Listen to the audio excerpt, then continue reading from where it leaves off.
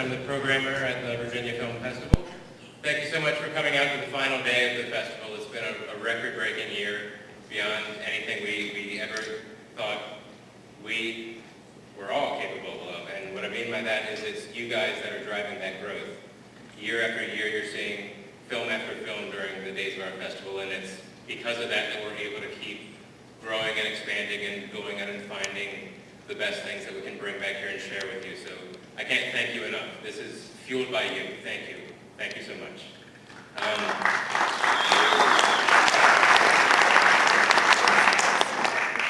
We don't need to hear a whole lot from me now because we're going to have a whole lot of other voices on the stage after the screening. We're going to have April Anderson from Devil's Backbone Brewery. We're going to have Hunter Smith from Champion Brewing Company. Dave Warwick from Three Notch. Jay Campbell from Beer Run. And then the directors of the film, Megan Troy and Aaron Stanley. So I hope you're going to stick around for that. We'll probably allow a minute or two if anyone has a dire need to run out to the bar to refill. That's perfectly acceptable. And just finally, a little bit of housekeeping. Let's take our phones out en masse right now. Turn them off. Off means off. Not silent or vibrate, because light's annoying too. We're all in it together, so we can do this. Let's get them off. And then you also should have been handed a ballot on the way in to vote for the audience favorite award. So if you would tear along with that and hand back to the folks as you exit. We will see you in about half an hour or so for the Q&A. Please stick around.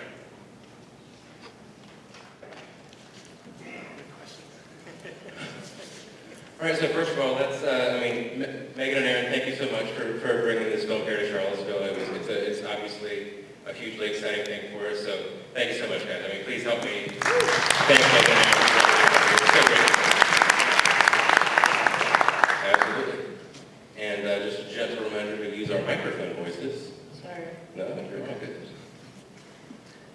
So obviously, a big part of our mission is championing, and that wasn't just for you, Hunter.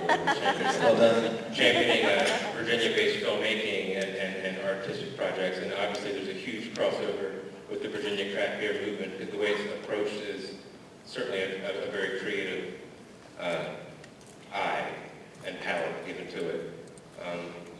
What do you see as the nexus of that theme community that is a huge part of this film, and the sort of sneakily creative thoughts that can go into it, from designing a business model to a brand presence? What's the creative spark? And it can be as abstract or lofty or fancy pants as you like.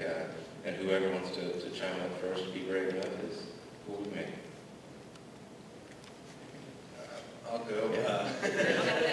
Part of, at least in my experience, where my creative spark came from was responding to what was happening in the beer market, that what wasn't happening in Virginia. So that's kind of where our creativity inspiration came from, was some things that were happening at, like, say you go into Beer on Friday night and see what's on tap, and a lot of that wasn't being produced in Virginia, and so that was at least our creative goals, was trying to kind of come up with some stuff that was happening more on the national scene but wasn't happening yet locally. So that was kind of the little slice of the pie that I think we were missing here, and that's what we were trying to feed it film. So that was our spark, at least. Yeah, you guys too, for sure. You had the creative spark to create this thing. Absolutely. Well, our whole idea was just to capture what was going on. There's so much as far as the community goes.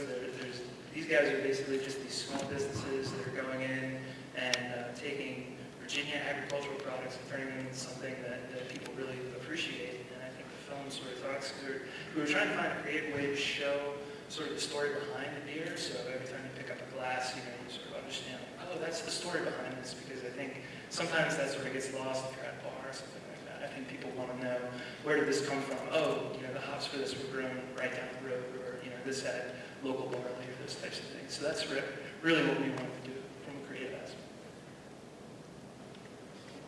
My personally creative spark is getting people's reaction from drinking the beer, and to have that opportunity to offer flavors and beers and styles that people love and people enjoy, and give that to them and get the feedback from them. And somebody says they would love to see a beer with raspberry in it, and I can do that, and I can share a raspberry beer with them and have that community, that friendship, that tie-in with each other, that we can talk about beer and share that relationship with each other, and I can make whatever kind of beer that I want and enjoy the beer with whoever I want. So that's one of my drivers. To tag on to that, I think what we heard a lot during the interviews that we did was that having the tap room, kind of SB 604 in that movement, allowed you to get instant feedback and kind of say, this is what we're doing right, this is what maybe we need to change, and having the smaller system allowed you to do that. Yeah. If I'm right. Absolutely. And that's really valuable too, because the tap room, I mean, obviously you get a little bit of homerism of people kind of cheering you on, regardless of their honest opinion, but generally your tap room can be a microcosm for the rest of the market too. So you can say, all right, I can make a low inventory commitment to this small batch of beer and test it out and see what the feedback's like before you go throwing it at folks like Jay, and then they're like, hey, nobody likes this, and we would know that first. By How many times will that you know? I'm thinking I can count to 0 figures, how many times I that's think there's happened. a dandelion. But yeah, there are a lot of parallels between the filmmaking, or the film sharing process once you've made the thing, and the beer sharing process once you've crafted something you're proud of. And it's something you can't do alone. You've got to collaborate, either find either a distributor or a way to make it work on your own. Is that, how did you get past the kind of fear of that challenge? Because I mean, that's a big first leap to take. And was it hugely, I mean, for you guys, knowing there's sort of a built-in audience now with the numbers of the breweries, or for you guys, the availability to do it on premise, was that truly kind of the tipping point? It wouldn't have been an option for us without it. Like I kind of say in the film, like a brewery our size, just it wouldn't have been feasible to sell it in tastings and growlers. So that was a little relative. I mean, we had, like I sort of said, we had the business plan. We were going to do it. It was just a horrible idea. But I kind of knew that the law was on its way. But if it had fallen flat, yeah, it would have sucked. Yeah, I mean, for us, it was support of family and friends, you know, testing the idea and kind of refining it over time, refining it over the local Virginia pint too. That was a big part of it. You know, it was funny, running this by my parents. I was like, yeah, I'm quitting my job, I'm making a film about beer. And they're like, what? Wait, what? You know, and it's funny now to sort of see his reaction to all the things that are going on in Virginia as far as beer is concerned. He sends me like articles every day now. And I think, you know, that's starting to happen across the state. We were just in Roanoke, and we showed the film, and when we were making the film, there was maybe 1 or 2 breweries, and now there's 7 in Roanoke. And, you know, it's just amazing. We have a little tasting there. It's just amazing to see the growth that's happening in this community. And a lot of it has to do with, you know, just local people supporting local beer and local agriculture. It's really cool. And to give a time frame for that, we started filming in April. Yeah. So that's It's not like this has been a 2-year project. Yeah. But the great thing about this, what I would want to say is this is a story that was already there. You know, we didn't have to come up with this. Like, Virginia beer was a thing. We just saw what it was and wanted to make sure that other people out there knew what was happening, because we saw kind of, you know, this big wave coming and wanted to be at the forefront of that. Well, I do have to say thank you for doing the film, because it's pretty awesome. Yeah, You know, someone who is a Virginia born and raised, you know, individual who moved out to California to go to college, because at that time Virginia was not very exciting, and I lived in the country. And at 18, you're like, what does this world have to offer? And I moved out to Northern California, and craft beer scene in Northern California is extremely saturated. Of course, I lived in Napa, so I was thrown into the wine industry at first, but quickly found my true love into craft beer, and started working in the industry out there. And when I would come home to visit for, you know, holidays, 'cause I'm a big family person, there weren't very many options, you know, at that time. You know, Star Hill, Legend, and those are great beers, but coming back now and being a part of Devil's Backbone, even in the short amount of time that I've even moved back to Virginia, which was the beginning of 2012, the amount of breweries that have kind of come into fruition and are now brewing. I mean, Chaos Mountain, which is of this year, I met the husband and wife owner at a craft, festival, and they were just talking to me about beer, and next thing we know, they have their own facility, which is really exciting because I feel one of the first questions, aside from the question I get, what's it like to be a female brewer, which we don't need to go there now, is what is it like to be a part of this huge influx where there's craft breweries opening almost on a daily basis? How do you feel about that? What do you feel about the competition? And I think you guys touched on it very nicely in this film, is the competition actually keeps you on your toes. It keeps you creatively thinking. And I believe that no matter how many craft breweries kind of come about in the state, if they're making quality craft beer, then they've developed and they have and earned a name for themselves to be a part of this industry. So we welcome them. And I think there's a market and a place for everyone. I think the reason I went into craft beer was solely for community and how much community ties in with local craft beer. I know that Devil's Backbone is a local hopped beer, and Three Notch has done one as well. And I believe, Hardywood, they do their hop program. So it's really interesting to see what craft beer kind of creates as far as the community, the farming, the local jobs, and just the camaraderie that it creates. And I'm just very thankful to be a part of something where it's a beverage. I always claim I'm a glorified janitor, and at the end of the day, I just have something in my glass to prove for my hard work.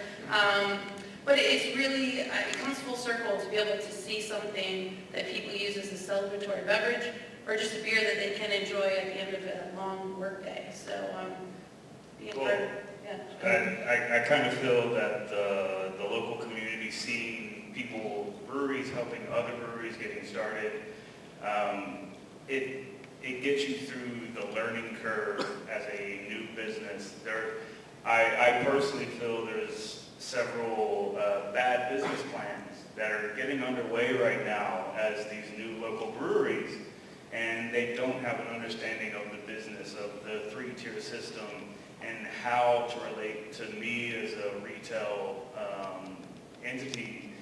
But if you have the help of Dave and Hunter here, and then they're like, oh yeah, we've dealt with that jackass Jay for 3 years over there, so we can help you navigate this whole part of it, because so many of these local breweries are coming at it from, they were great home brewers, and in the homebrew world, I mean, you get used to a lot of just kissing of your butt, and it's like, oh, that's great, oh, it's great.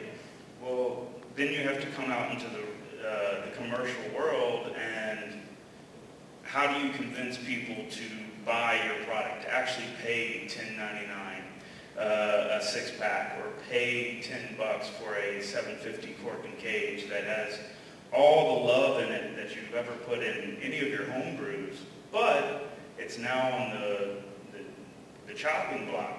Well, the community comes together and helps the new guys out, and it makes it to where you can get through that early learning curve. And I see a lot of that happening right now in Virginia, where, yeah, we finished as a state 4th in 2013. I don't know how we did in 2014. I mean, we still won a lot of awards, including the Mid-Size Brewer of the Year in Devil's Backbone. Congratulations. So, but it's one of those things that as new companies, new ventures, we're in a boom market, but if we come together as a local community, we can help each other get through that awkward phase, and you can go from the awkward teenager to that beautiful 30-year-old adult. Jay, I've heard your metaphors take some abrupt detours, so do we have a plan for this one? They get kind of I am the only one with a beer in my hand right now. Take it back to Adam and Eve and a mother's milk as the first two steps leading toward an IPA, and that was a pretty special description. There it is. All right, Perfect. And I was going to say, to that end too, what Jay's describing the community, I mean, I think that's the one thing that kind of differentiates the beer business is, yeah, of course it's a business, we're all looking for the same dollars, but everybody's still willing to help each other regardless of that. And what, for someone like me, we got a lot of help. Jason from Dove's background is actually instrumental in our development. We got a lot of help, I think, early on. And for me, I thought, well, part of that, I think, is because we're just so small. We're just going to be a blip on the radar. And what really was fascinating, and actually, before we started brewing, I put in a joint for a brew ship to Hardywood just so I could get my feet on a brew deck. And they were like, yeah, totally cool. Come work for us for a day, which was really, really cool. But then when we opened a production brewery and said, okay, we actually are going to be competing with these people with six-packs on the shelf, I got no less help. So I was blown away by it. Even on that level, when you're really starting to get into someone else's yard, it's still helpful. With guys like Taylor from Blue Mountain walked us around his production facility. It was like, here's what I would do differently. Here's what I would have done differently. And you need more space than this. And he was right. Anyway, it was helpful the whole way through. I think, Hunter's exactly right. I think we have something really special with the camaraderie with craft beer. And I think why that is for one, we have all the same friends and fans. We're all in the same family together. And what's unique about craft beer, probably more than any other industry that I can think of, is for Anheuser-Busch, for example, you take a guy who drinks Bud Light, he's going to drink nothing but Bud Light his whole life. His father drank Bud Light, his grandfather drank Bud Light. Damn it, his kids are going to drink Bud Light too if he has anything to do with it. And Coors Light is awful, blah, blah, blah. But with craft beer, there's no craft beer drinker out there that is loyal to only one beer at all. They're going to come to Three Notch and have Hydronium Hour Shred, and then they're going to enjoy it, and then they're going to go to Devil's Backbone and have a Vienna Lager, and then they're going to go check out what Champion has. And, they reach in the cooler, and they're not necessarily going to get the exact same thing every time. So it helps us. We're only helping each other. The better Champion does, the better we look as well, because it brings more people. People have a Missile IPA, they love it, first IPA they've ever had, and then it's like, oh, 40 Mile IPA, I'll give that a try too. Oh, it's 8 Point, I'll give that a try. And then they go back to the Missile again. So it puts us in such a unique situation where we all have the same friends, and people hanging out at Champion will come hang out at Three Notch as well. And then, it's a really cool industry that we're in. I think that circles back well to Jay. You mentioned the learning curve of it, and that's not just on the production side. I know for me, Beer Run was it's so many people's gateway, open door to discovering things that weren't part of anything that were new to ask for, to have available. And I actually enjoyed the Adam and Eve metaphor from some months back that we were talking about. I wasn't actually poking fun of that. It is actually about the developing of a palate. And it doesn't matter that this only makes sense to the two of us. It's cool. Because unless you're exposed to these things, there's a learning curve physiologically too that happens. So a lot of the first very happy thing a lot of people put in their face is confusing, not necessarily bad, but oh, this is what it can be. And then something like Beer Run with someone like Jay and Josh. Are you still here? There he is. Josh Hunt is in the house here too, by the way, who's a huge part to everything we're up here talking about today. So just if you don't know, you should. Sorry.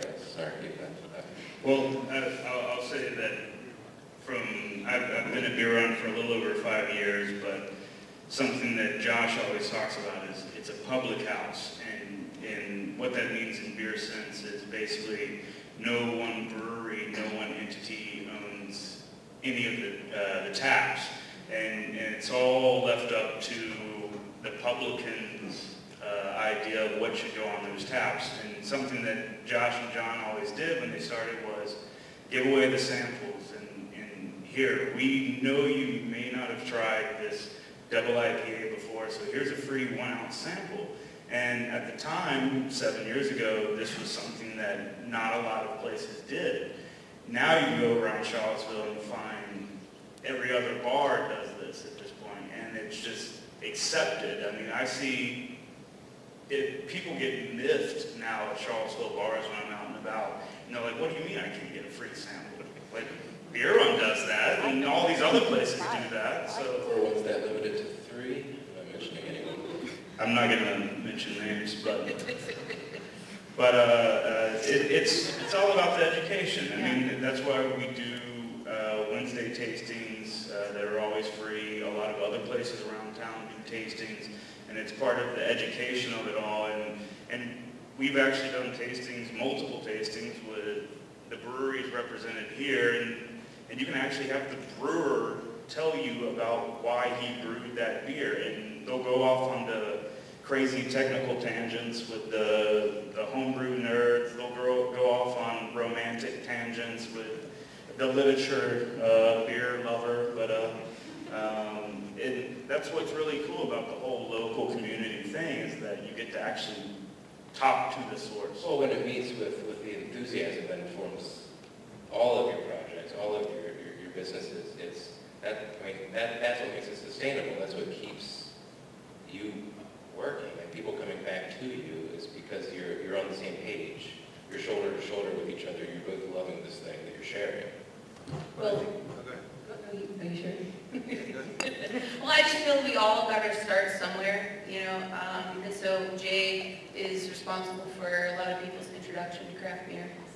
Actually, Beer Run was my venue, but it was a small place. It was 60 beers on tap.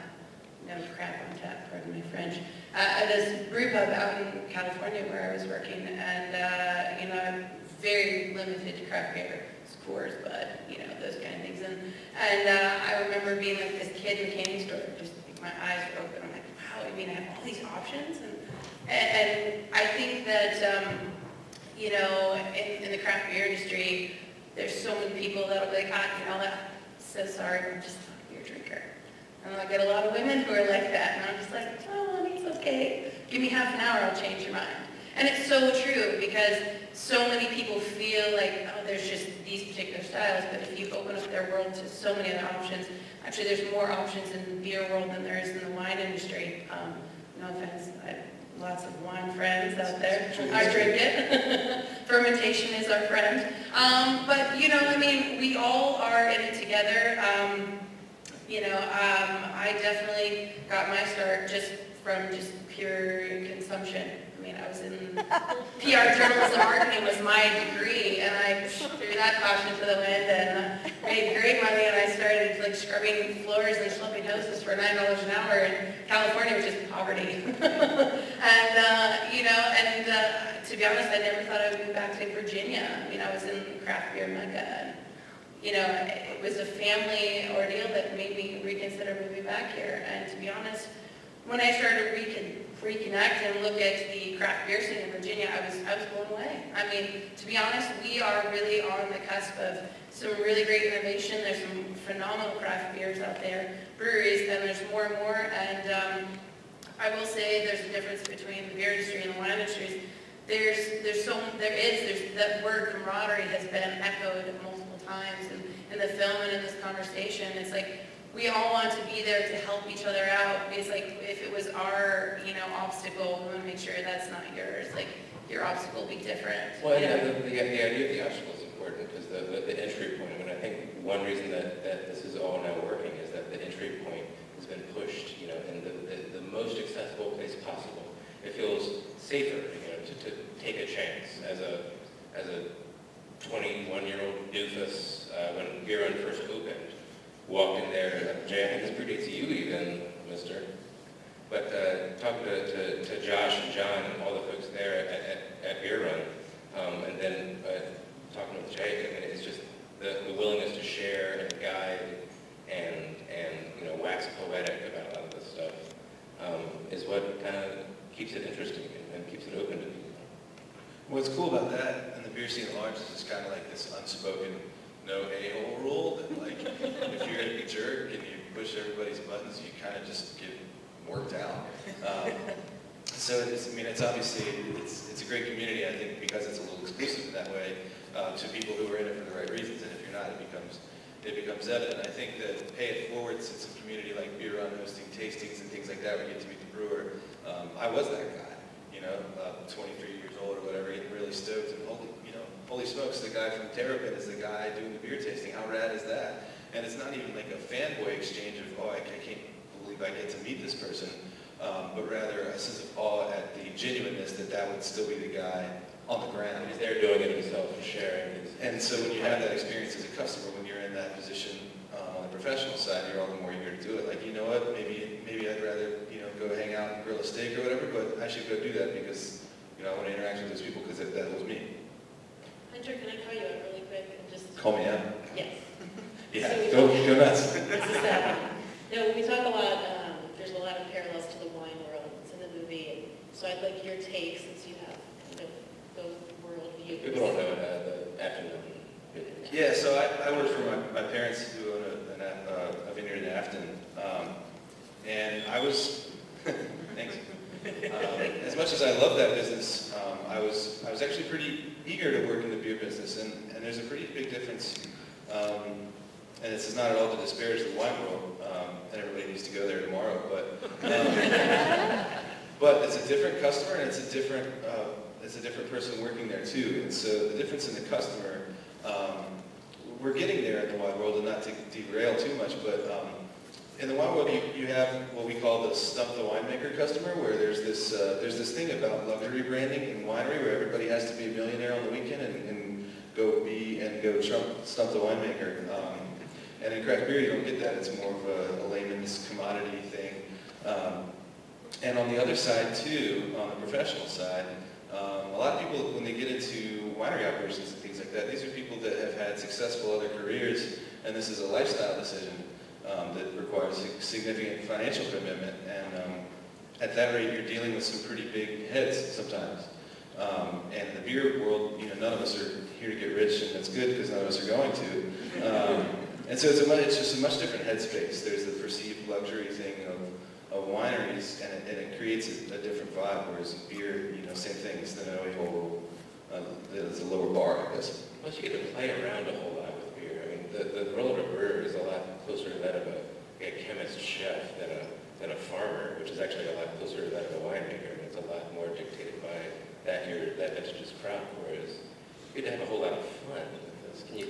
What keeps it fun for you guys? Yeah, I mean, what I was just going to say related to that is that winemakers, the best winemaker's job is to get out of the way, right, of the natural process. And we are very disruptive as brewers. We take base ingredients that we could all, if we all used the same thing and didn't tweak them, it would all be relatively similar. So it's our job to get in there and screw stuff up and make it different, and obviously not do it poorly, but do it in a way that creates a different interpretation. Whereas, if you took the 40-mile recipe and brewed it on a brew house, it wouldn't be the same beer by a long shot, and vice versa. And so that's cool.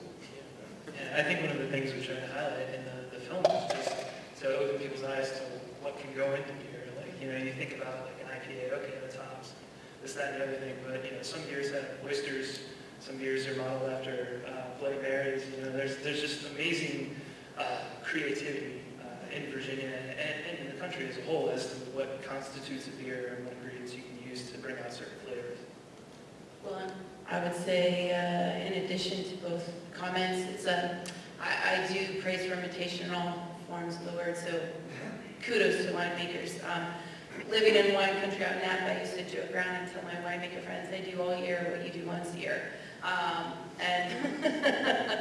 But it's true in the beer industry, there's a challenge that is implemented into the process where the quality of your products are due to change all the time. But you are expected to make that beer taste the exact same as that last one that they popped. Whereas, no offense to winemakers, they have the leeway of the vintage.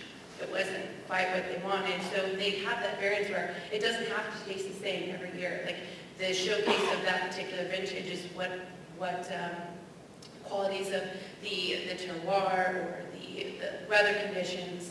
Whereas in the brewing industry, we are expected to make that same beer quality every single time if you're making this, an all-year-round offering.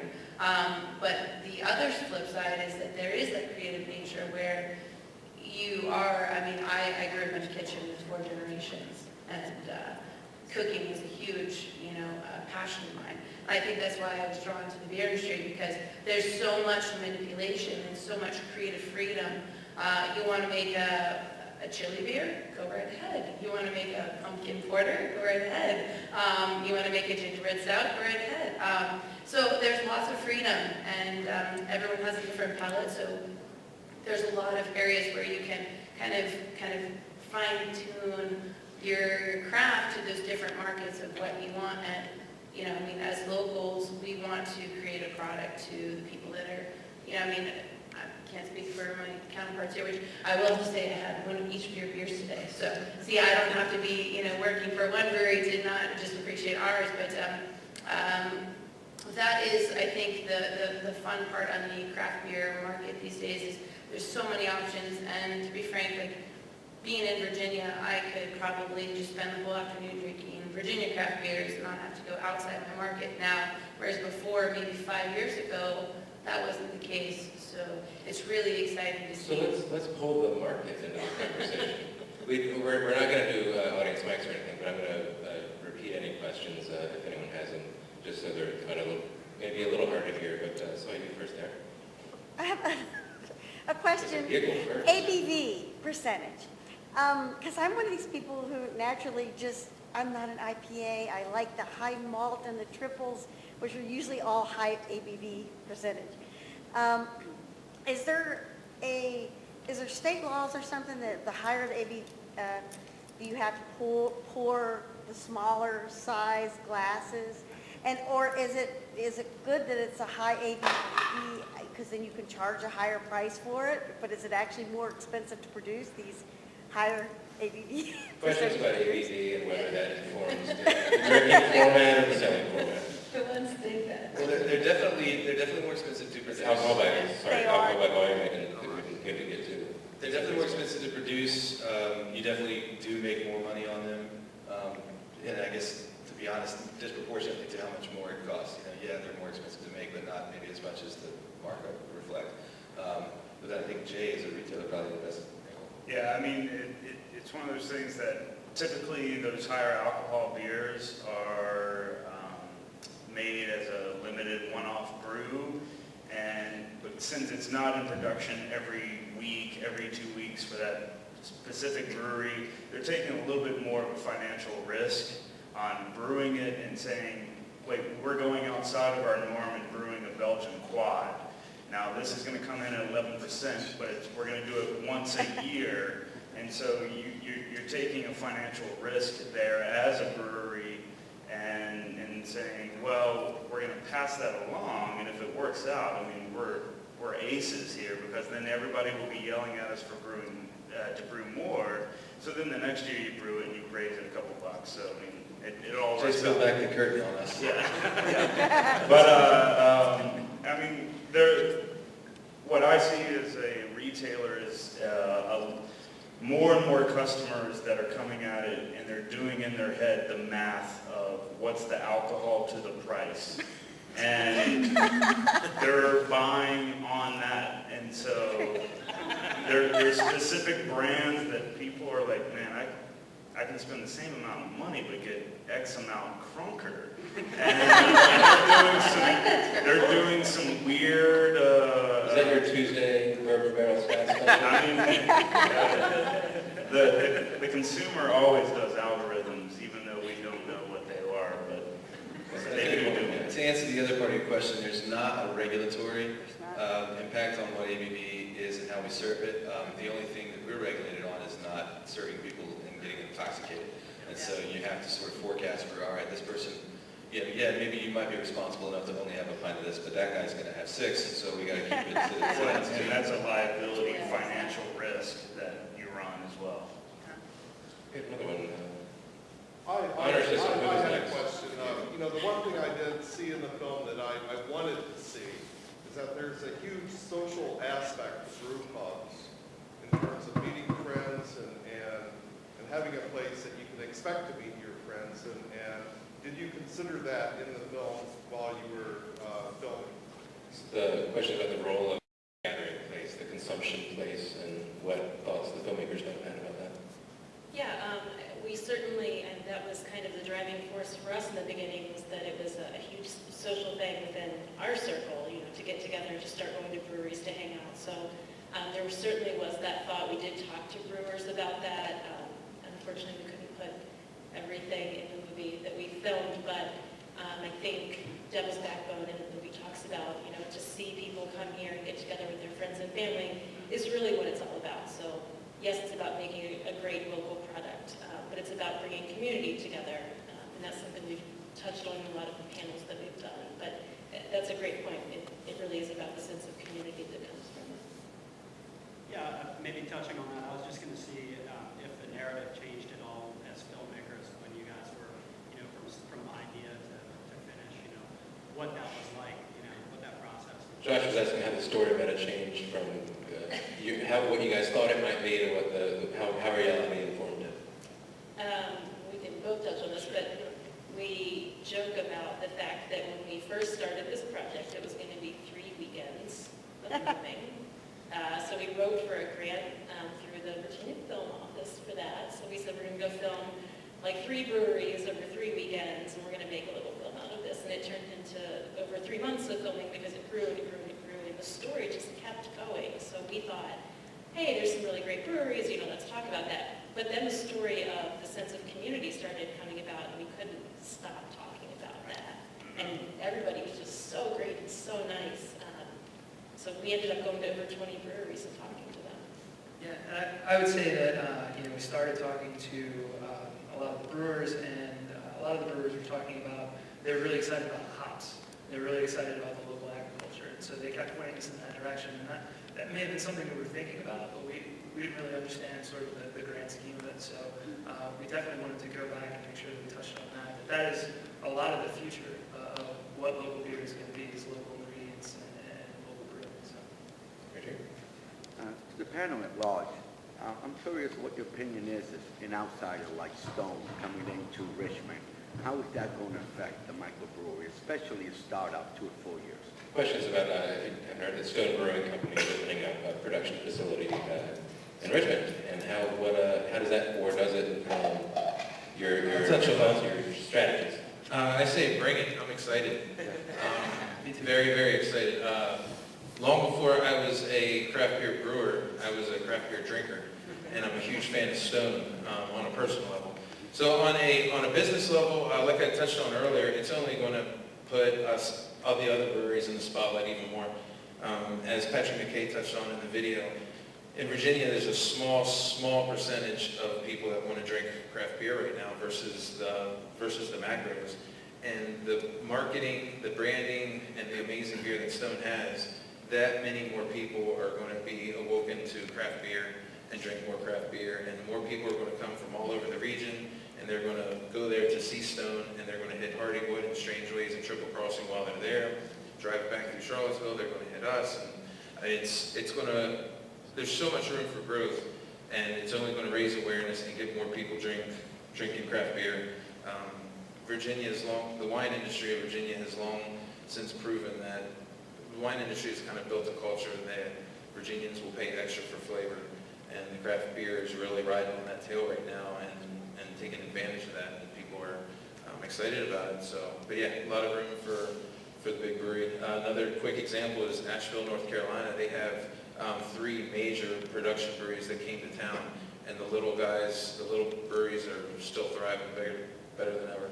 Yeah, I was actually going to touch on that. We were down in Nashville 2 weeks ago filming, and I was asking one of the brewers about the new guys on the block. So it's New Belgium, Oscar Blues, and Sierra Nevada. Huge craft brewers.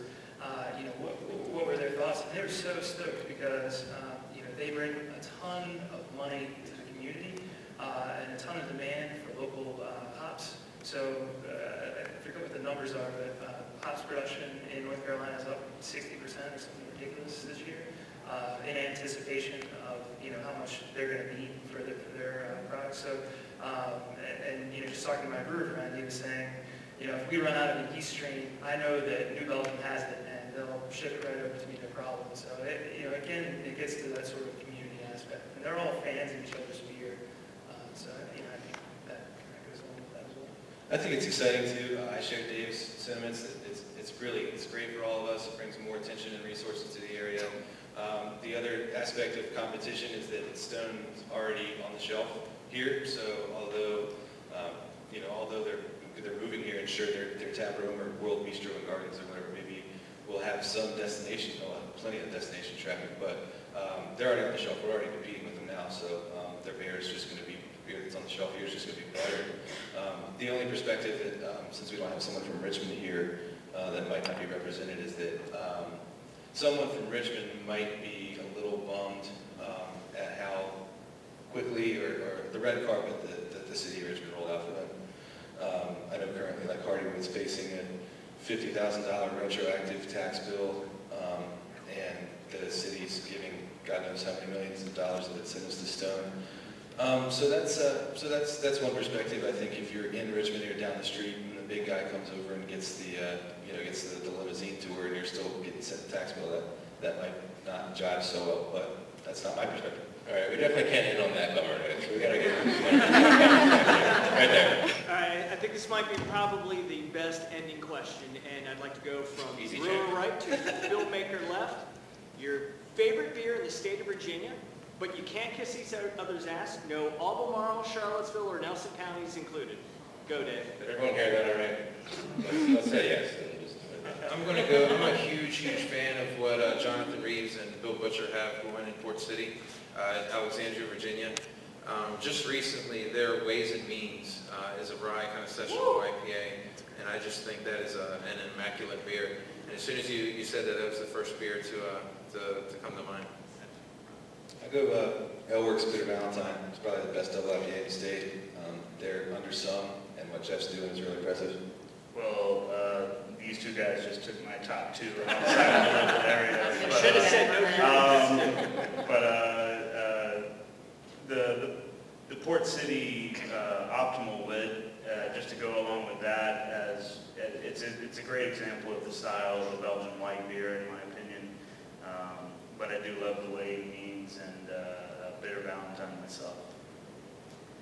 Okay, well, like I said, I'm piggybacking on all that, but I'll have to say, I don't think I heard the territory, but Apocalypse, they're newer. I really enjoy their Imperial Red, and they did an ESB, which is a style that really is not done very well, and I'm very particular, and they did a really nice one. So that would be something I would enjoy. I think there's so many craft beers out there in Virginia that I could probably just keep drinking. So those would be I'll just say off the top of my head, those would be mine. Yeah, I mean, I agree with all that. I guess the last IPA I had from, I'm an IPA fan, first and foremost, that would be the Apple, Three Brothers. Really, really awesome beer, great hops. So I have to call myself out here. I have celiac disease, so I can't really drink normal beer. I know, sad. So I got to make a movie about something I couldn't really stand. Obviously, I have great perspective. So can I tag on to cider? Does that count? Yeah. Sure. So in Richmond, there's Blue Bee cider, and I just had some, and it was amazing. So I'm going to go with that. All right, that'll work. Thank you guys so much. Thank you.